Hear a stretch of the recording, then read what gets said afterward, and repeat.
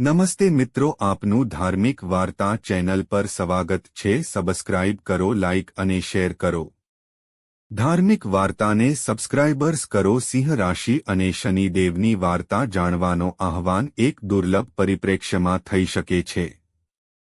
શનિદેવ, જે ભગવાન શિવના પુત્ર છે, એ ન્યાય અને કર્તવ્યના દેવ તરીકે ઓળખાય છે। શનિદેવનું સ્વભાવ પ્રાકૃતિક અને નિયમો મુજબ ન્યાય આપનારું છે।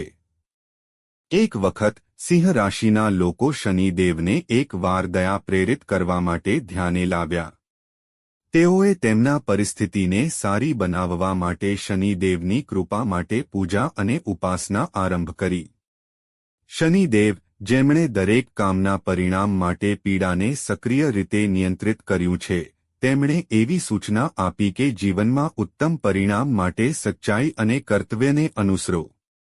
પરિસ્થિતિ મુજબ શનિદેવ એ લોકોને જણાવ્યું કે વાસ્તવિકતા અને ઈમાનદારીમાં રહો, કારણ કે શનિદેવની કૃપા એ હંમેશા ન્યાય પર આધારિત છે।